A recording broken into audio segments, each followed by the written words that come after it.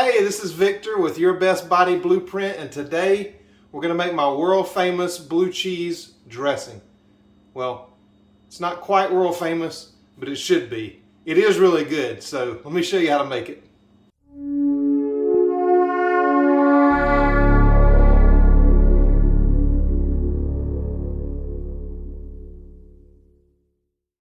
Welcome back to my channel.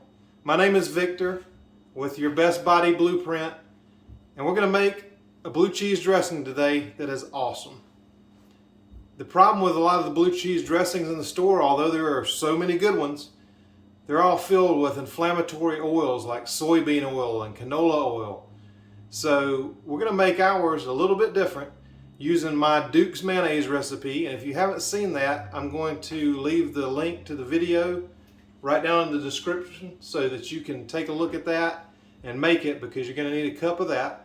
If you don't want to make the mayonnaise yourself, you can always use a good quality keto mayonnaise.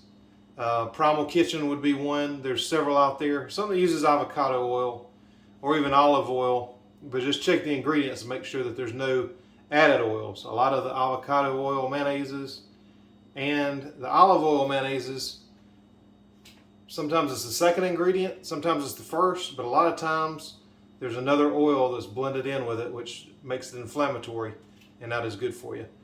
So let's get started. It's really easy to do. It's even easier if you don't make your own mayonnaise, but I highly recommend my Duke's mayonnaise recipe because it's so good. And if you like Duke's mayonnaise, but you don't like the inflammation in your body, that's the way to go. So anyway, let's get started. All right, so here are all the ingredients you're going to need for this mayonnaise. You're going to need a cup of my Duke's mayonnaise, and if you haven't made this yet, I'll leave a link down below for that video, and I'll put it at the end of this video also so you can click on it. But it is a fantastic recipe, and the good thing is, even if you break it by over blending it or whatever with the other ingredients in this blue cheese dressing, it's going to be just fine. So if you mess up the Duke's mayonnaise, just make it into this. You're also going to need some sour cream. You're going to need some lemon juice. And of course I use the fresh squeezed lemon juice because when they pasteurize it, you lose all the enzymes and the good benefits of it. You're going to need some Worcestershire sauce. You're going to need some, it's Worcestershire, I think. That's how I pronounce it anyway. Heavy whipping cream.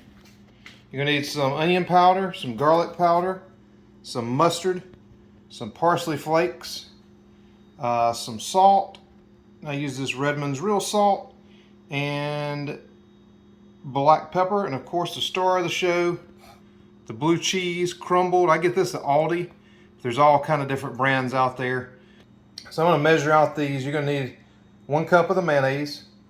You're going to need a cup of the sour cream. You're going to need a tablespoon of the lemon. You're going to need a teaspoon of the Worcestershire. You're going to need half a cup of this heavy cream.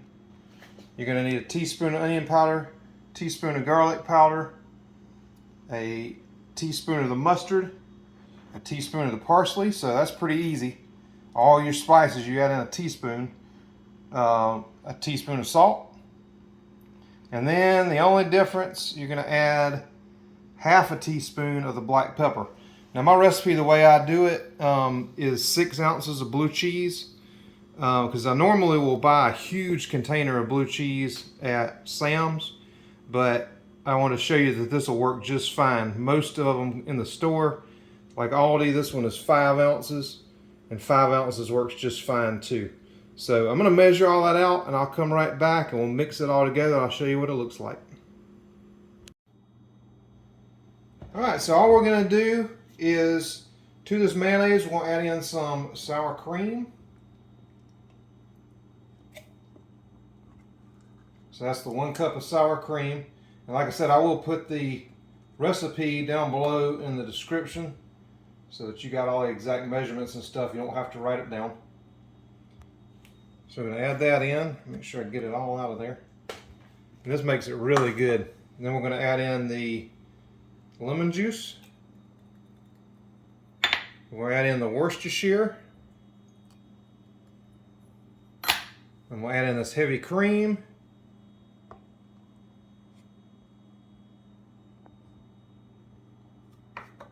I'm going to add in my spice mixture. Very carefully. This is a little bigger container than I wanted to put it in, but I ran out of those silver ones again. I really need to get more of those. And then, of course, the star of the show, the blue cheese. I just want to dump that right in there. And like I said, this is, my recipe is for 6 ounces of it, and this is only 5, but it's going to work just fine.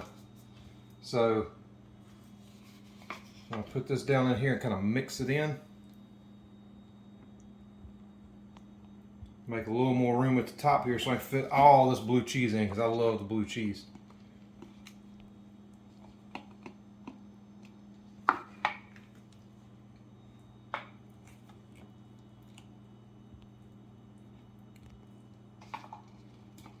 And I've worked on this recipe so it comes all the way to the top of this quart jar. So make sure you have a quart jar for this, because it's going to totally fill it up with the blue cheese. And I'm going to grab a lid real quick, and I'll be right back. I'm going to shake it up and I'll show you what it looks like. So I think I told you all about the plastic lids that I like to get for these, because if you use acidic ingredients in here and you use those little metal rings and you keep sealing it back up, then it's going to rust. So I like these plastic ones. You don't have to worry about that, and you can keep it clean. So all I do at this point is just shake it. And if you get little pockets like that in there where the spices don't exactly mix in, I'm just going to go back in. I'm going to grab the spatula and just get all that off the edge so it'll blend in.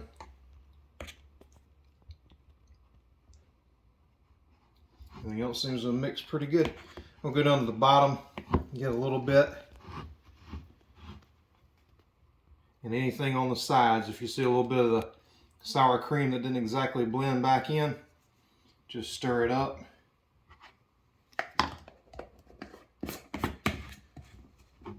And then give it another shake.